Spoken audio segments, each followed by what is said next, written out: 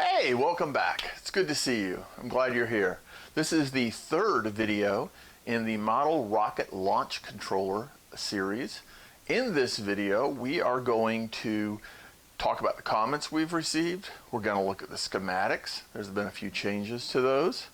We are going to come back to the bench and do some testing. And finally, we're going to look at the source code. So, let's talk about the comments. Yes, we've had a few comments. Dwayne, who's an electrical test engineer for the last 43 years, had some safety concerns. So we're going to look at the schematic and see what those concerns were and how I addressed them. And then we also had someone ask about getting a hold of the Gerber files so that they can make a PCB. I've decided to hold off on releasing the Gerbers simply because I want to get all the changes into them so that it's the final released version.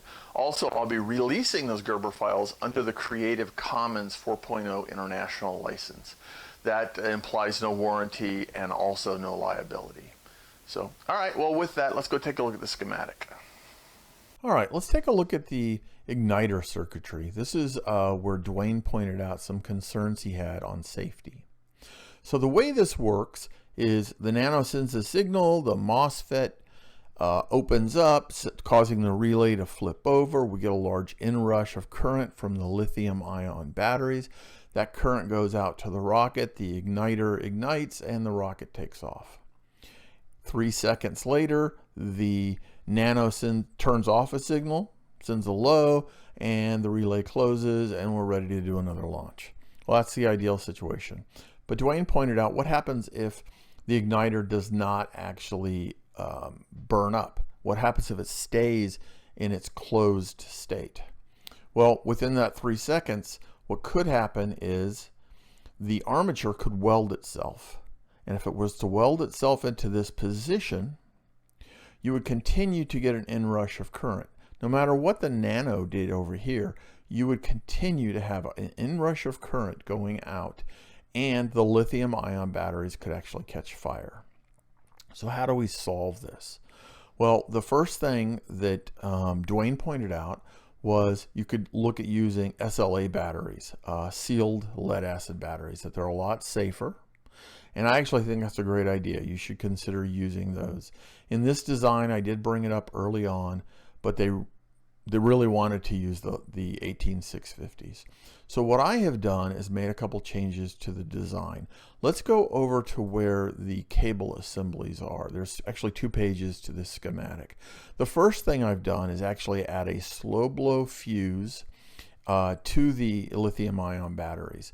A slow blow will blow when it reaches a certain amperage after a certain amount of time. Now you don't have to implement any of these changes. At the same time, you could implement one or the other, and I'll explain why. I'm actually implementing both, and I'll also explain why. The other suggestion is let's go ahead and put a 6 ohm 50 watt resistor in line with the assembly out to the rocket. And what that would allow you to do is, using Ohm's law, take the 14.8 divided by 6 ohms, and you get 2.46, let's call it 2.5 amps of current out to the rocket. So that means if you implement this solution, you can't get more than 2.5 amps out to the rocket. That doesn't address the problem with the igniter not actually firing. You'll continue to get 2.5 amps. However, that should not be enough current to cause a weld at the relay.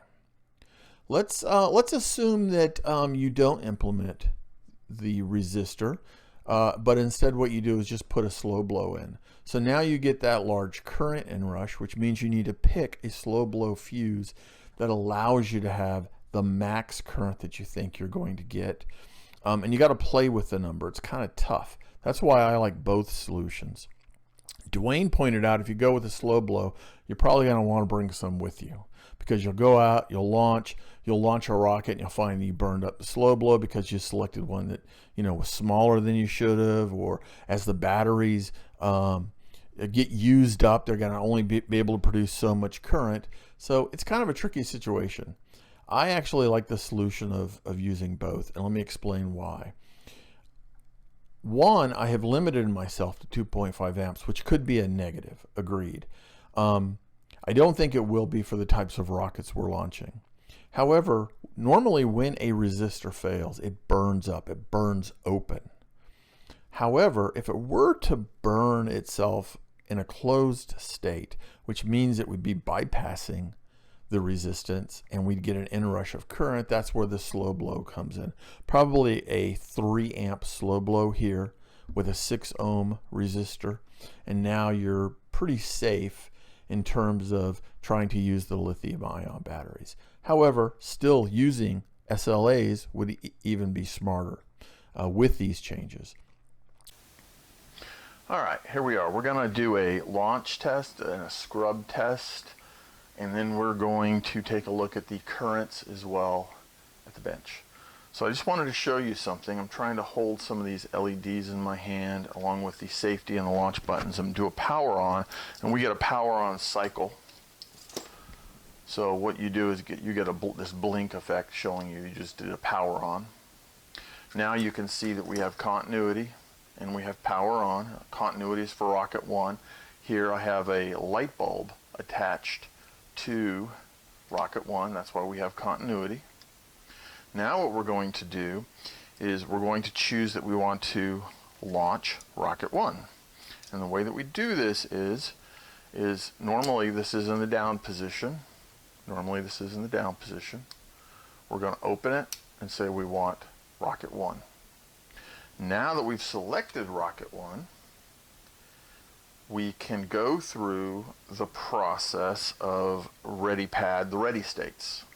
So I'm trying to hold these up so you can see them. We've got buttons here. The first button is pad weather clear. The next one is the range is clear. And the last one is the pad is clear.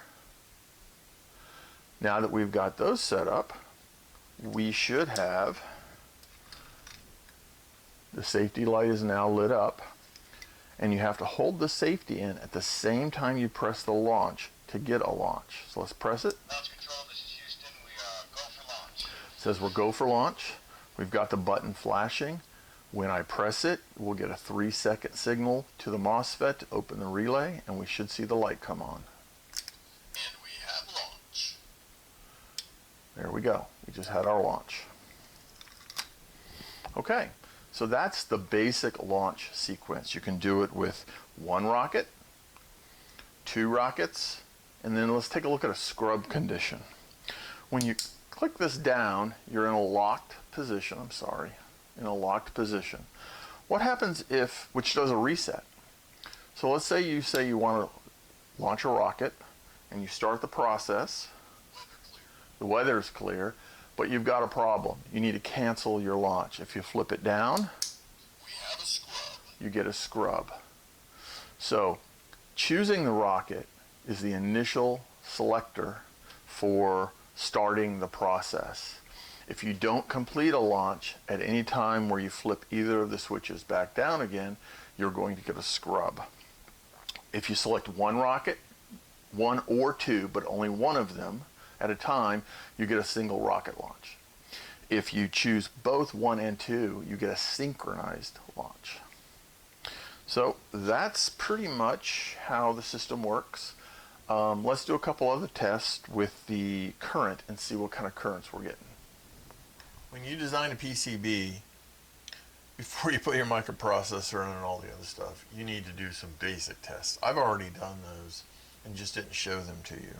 So what I'm talking about there is making sure that you have voltage at the right pins. Let's say before you plug the Nano in, you have the right voltage at the right pin, ground is ground. And you kind of go around your entire board and you probe it out. You might set continuity to make sure all your grounds are grounds and all your VCCs are voltage input. I've already done all that. What we're now talking about is we've made some changes. I want to see kind of what's going on with these changes. So the situation that we have is we have our 14.8 volt kind of set up here. We've got our other voltage here, which is driving the electronics. The electronics is actually turned on. I've got the key set up. Here I can turn it off. You see that we turn it off. We've got currently we've got 2 voltage voltmeters, digital multimeters set up here. They're both set up for like amp ratings. Both of them are on the launch controllers. I've actually modified the code, so when I press the launch button, both relays will fire and launch. We've also got the new slow blow fuse in place here. So what we're going to do is simulate a launch. So I'm going to go ahead and power it on. And remember, I've changed the code to do this. There's a number of other steps that we did talk about, like the 3 ready states: range clear, weather clear, whatever, all that kind of stuff. We'll get to that in the code and how that aspect of it and the safety button works. But what we're really looking at here is I've modified the code so that we can do these tests without having to go through all those steps every time. So we can see we got a little bit of current being drawn here. Those are for the LEDs. These are our continuity LEDs. Both are basically showing that they have continuity. We can actually see that by disconnecting one. We'll connect it back up again. We can disconnect the other. We can connect it back up again. So now when I go to launch, let's take a look at these screens right here and see what happens. I've set it up to launch for a 3-second window, meaning that the Nano will keep the relay open with that current dump limited now by these 6 ohm 50 watt resistors. So here we go. 3, 2, 1. We see 1.7, 1.9 amps, and then we see it switch back over. So we get it up with a launch. We can go back and look at some of the comparisons of engines and their type, but that's actually what's limiting us now. Okay, so for this test, we're only going to launch one of the rockets, and I have pulled out the Nano, hence why it's smart to use header pins, and I have modified, instead of doing 2 launches, this would be the user is only selected to launch 1. So let's go ahead and turn it all back on again.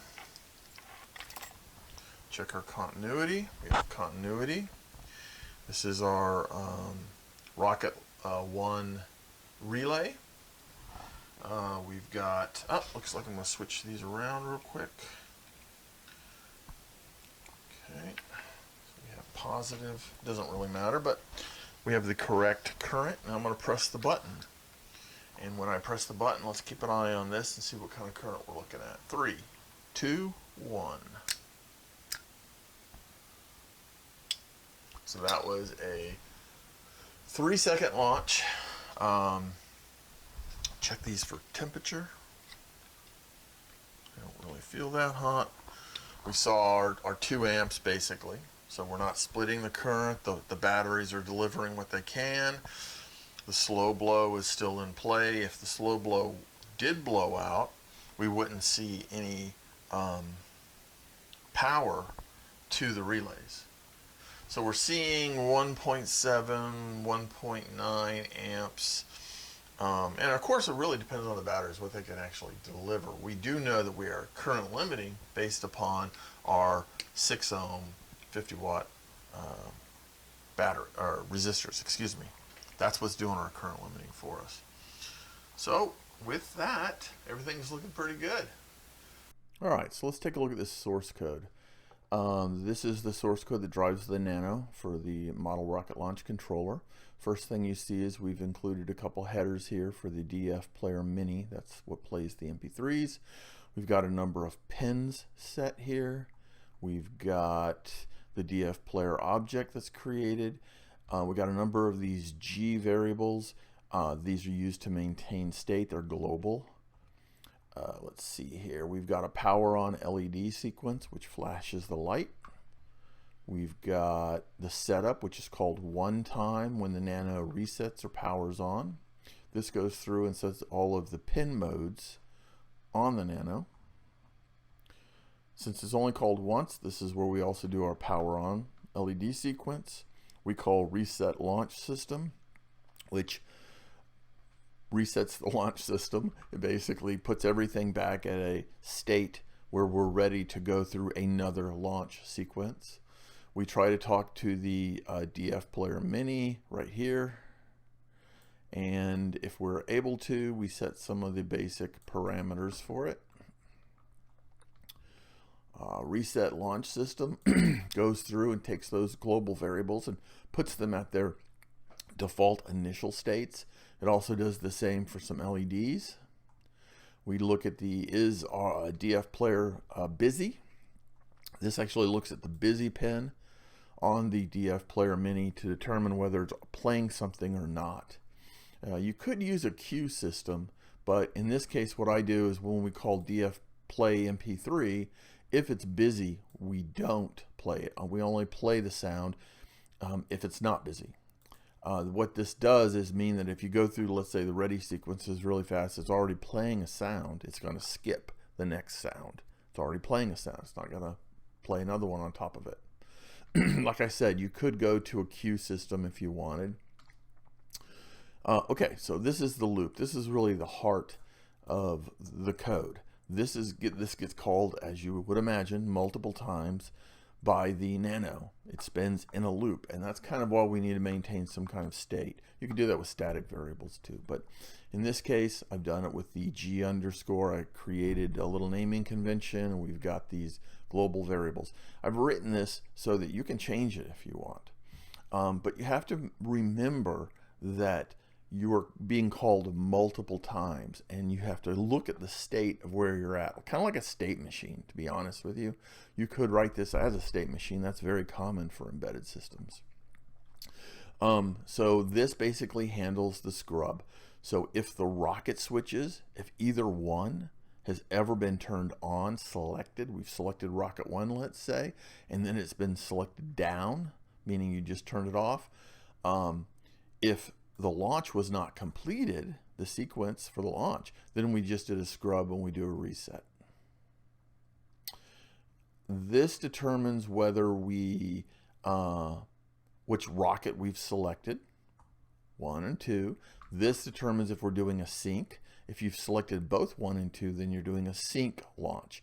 Both rockets will launch at the same time.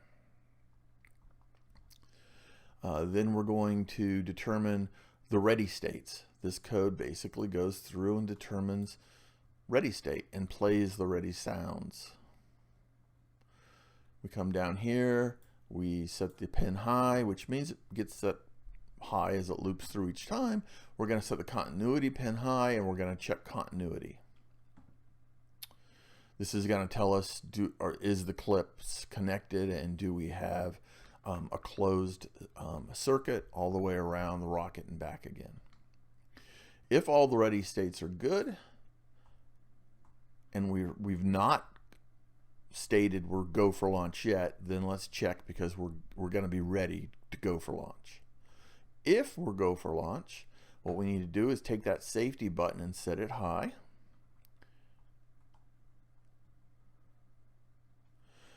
I'm sorry, not the button, the LED, which turns on the light.